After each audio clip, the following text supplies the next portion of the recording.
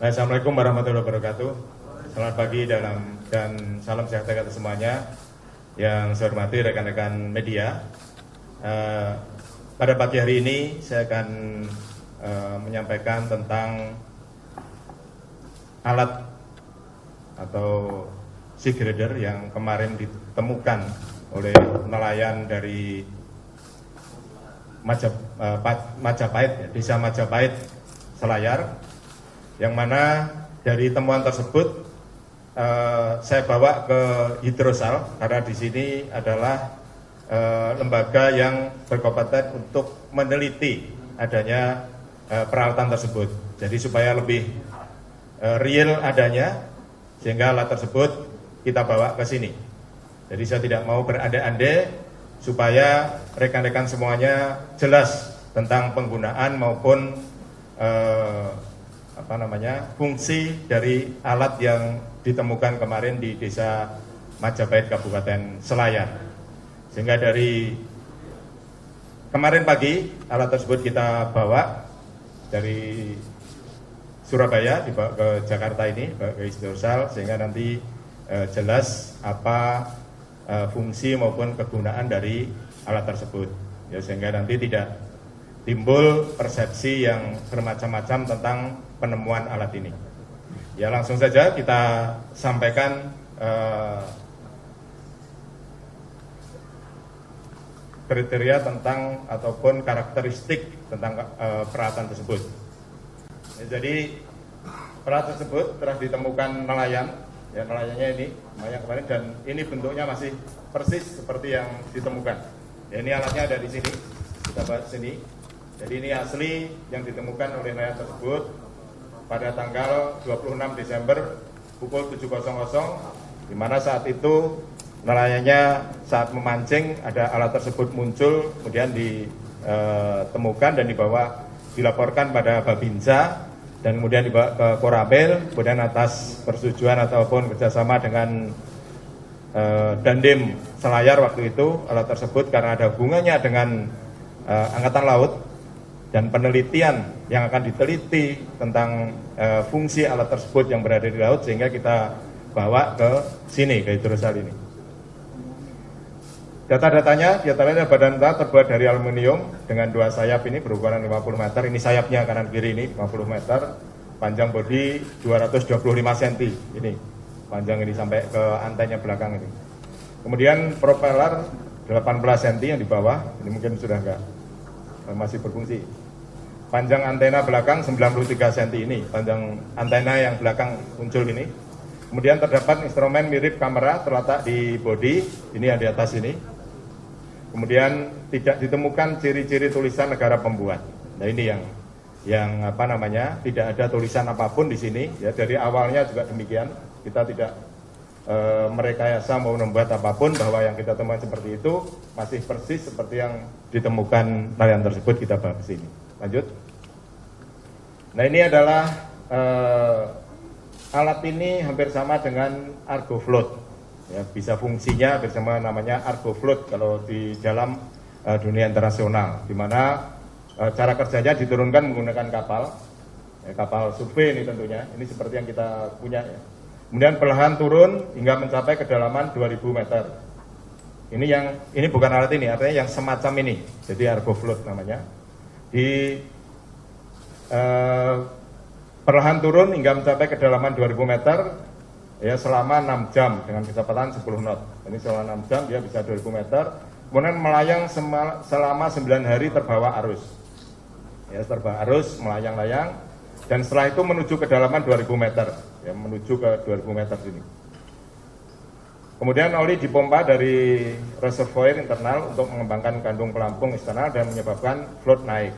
Ini setelah 6 melayang selama 9 hari tadi bisa naik lagi. Merekam profil yang fungsinya adalah merekam profil suhu dan salinitas selama melayang menuju permukaan. Saat melayang menuju permukaan, ini dia akan merekam profil suhu, salinitas permukaan hingga 12 jam permukaan untuk mengirim data melalui satelit. Jadi setelah muncul akan mengirim data-data tentang tadi salinitas, kemudian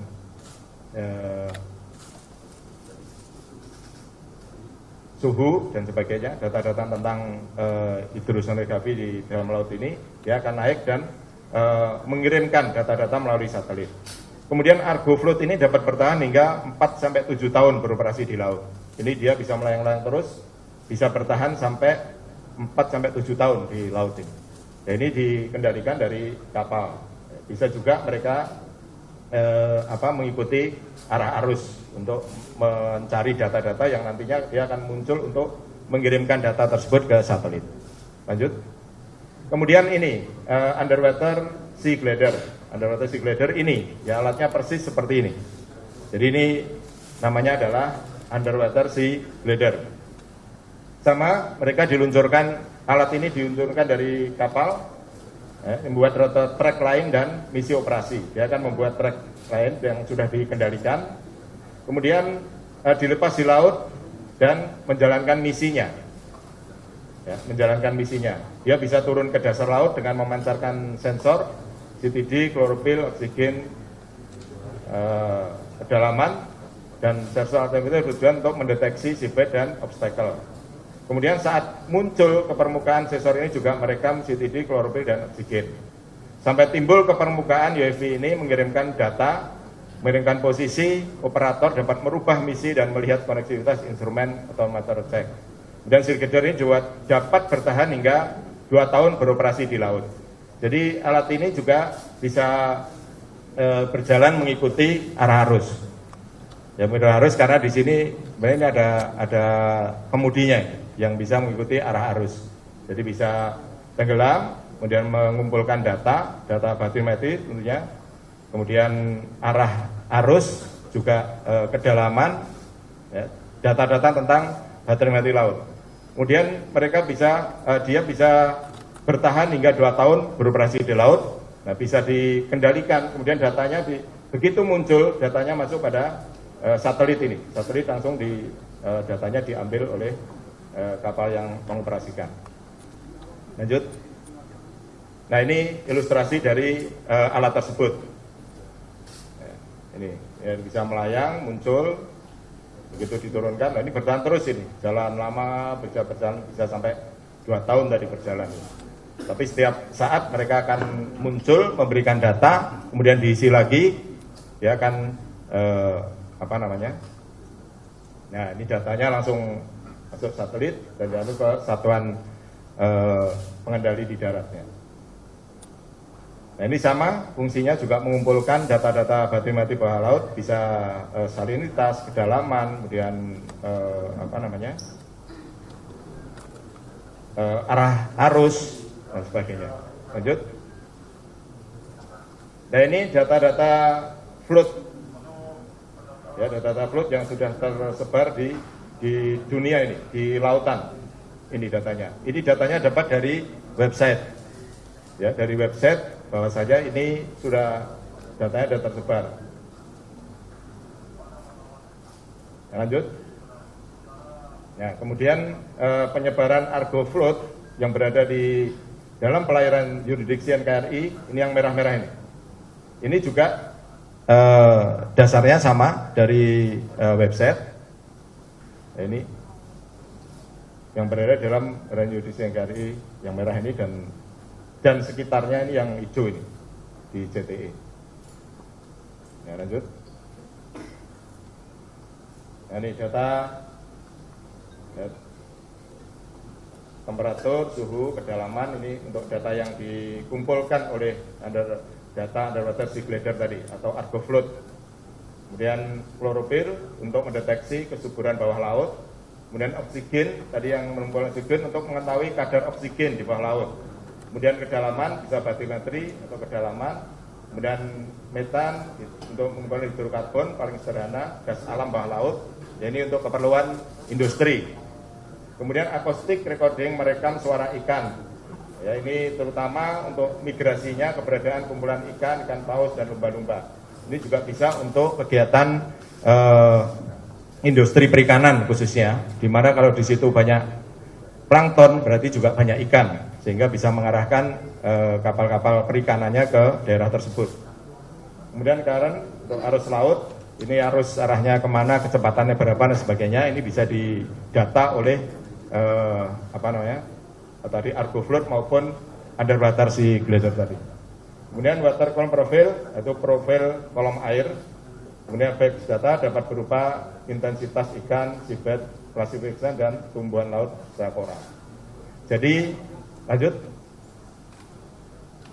Ya, ini